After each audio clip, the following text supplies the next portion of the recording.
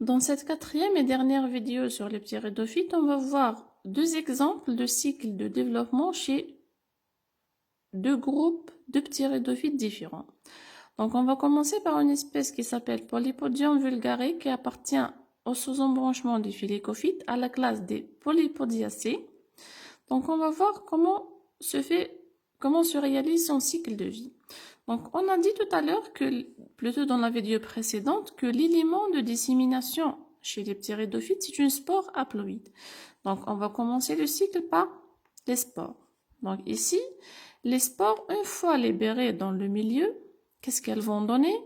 Sachant que ces spores sont haploïdes, vont donner un jeune gamétophyte qui est aussi haploïde. Ce jeune gamétophyte va se développer un gamétophyte mature qu'on appelle le protale.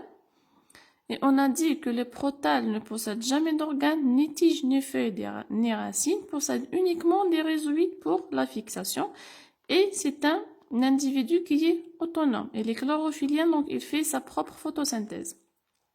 Sur ce protale-là, il va trouver la formation des gamétanges mâles et femelles. Sur ce même gamétophyte, sur le même individu, on va trouver la présence des deux gamétanges qui sont l'antirédie et l'archégone.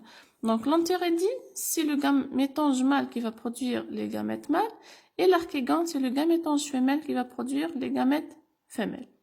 Donc une fois les gamètes, donc cet entérozoïde qui est cilié va se déplacer jusqu'à l'oosphère, en présence d'eau bien sûr. Il va y avoir fécondation, formation d'un zygote à 2 N chromosomes. Ce zygote-là, donc il va se former sur le gamétophyte, va commencer à se développer pour donner un jeune sporophyte qui va vivre pour un certain temps sur le gamétophyte.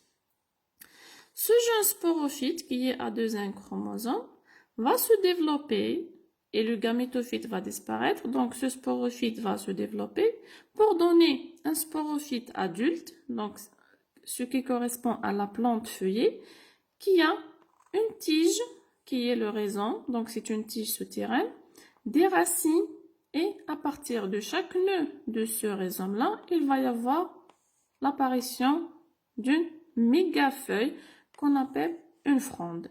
Et sur la face inférieure de ces feuilles-là, on va trouver ce qu'on appelle les sores qu'on a vu dans la première vidéo. Donc la sore, c'est un ensemble de sporanges. C'est une forme d'un sac qui contient à l'intérieur des spores. Donc une fois à maturité, ces sporanges-là vont s'ouvrir. Donc ils ont un anneau mécanique. Une fois arrivé à maturité, cet anneau-là va s'ouvrir pour libérer les spores haploïdes et le cycle se recommence. Et si chez ce type de plante, ici les spores libérées ont toutes la même forme et la même taille, sont toutes identiques. Donc on va parler d'une isosporie. Chez ce type de plante, chez les phylécophytes, on va parler d'isosporie, c'est parce que toutes les spores sont identiques. Donc ici, c'est la même chose, c'est le cycle de développement d'une phylécophyte. Maintenant, on va voir un autre type de ptéridophyte qui est, donc on va voir l'espèce, c'est la Genelle qui appartient à un autre groupe de ptéridophytes. Ici plutôt, on a une hétérosporie et une hétéroprotalie. C'est parce que ici, chez ce groupe de ptéridophytes, les spores n'ont pas la même taille ni la même forme. Donc toujours, on va commencer, puisque l'élément de dissémination de ptéridophyte, c'est une spore, donc on va commencer le cycle par les spores. Ici, on a deux types de spores. On a une microspore, qui est une spore de petite taille, et une macrospore, qui est une spore de grande taille. Donc c'est pour ça qu'on va parler d'hétérosporie. Donc les spores n'ont pas la même taille. La microspore va germer pour donner un microgamétophyte qui est haploïde. Et ce microgamétophyte va correspondre au gamétophyte mâle.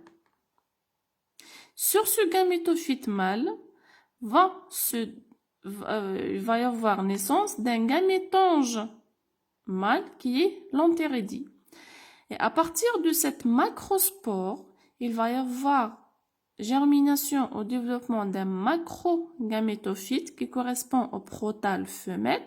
Sur ce protale femelle, va y avoir développement d'un gamétange femelle. Donc ici, on a les gamétophytes sont séparés, ils ne sont pas identiques, sont différents. Donc on a un gamétophyte mâle et un gamétophyte femelle qui sont séparés. C'est pour ça on va parler d'hétéroprotalé, pas comme le cycle qu'on avait précédemment où sur le même gamétophyte on va trouver les deux gamétanges. Ici, les gamétophytes sont séparés, un gamétophyte mâle et un gamétophyte femelle.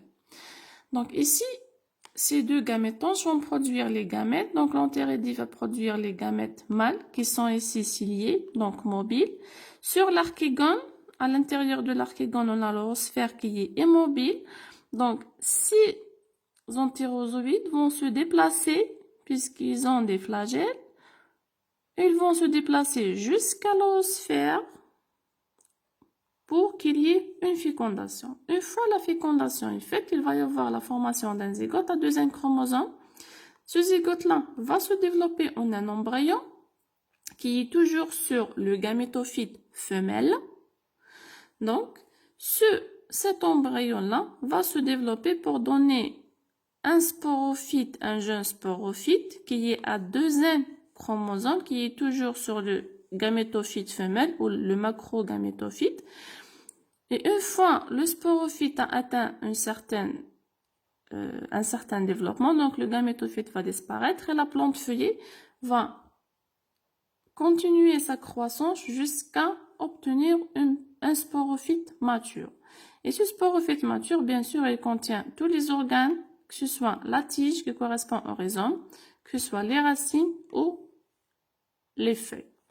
Donc ici, les feuilles, si on veut faire le grossissement du sommet de cette partie-là, donc ça donne quoi? Ça donne ce qu'on appelle le strobile. Donc ici, au fort grossissement, qu'est-ce qu'on va trouver?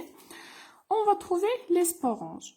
Et ici, chez ce type de plante, on a 2 types de sporanges qu'on a vu précédemment. Je vous ai dit, je vais vous l'expliquer dans les prochaines vidéos. Donc on a le macrosporange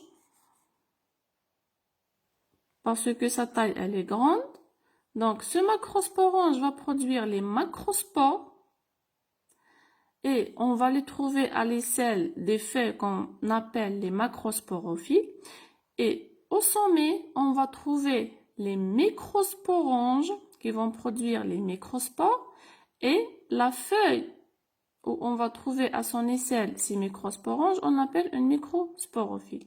Donc, ces microsporanges vont produire des microspores et ces macrosporanges vont produire des macrospores et le cycle va se recommencer. Donc, ici, on a des spores de différentes tailles, de différentes formes. Donc, on va parler d'hétérosporie et les gamétophytes ou les protales sont aussi différents. Donc, on va parler d'hétéroprotalés. Donc, ça, en ce qui concerne la sylaginelle.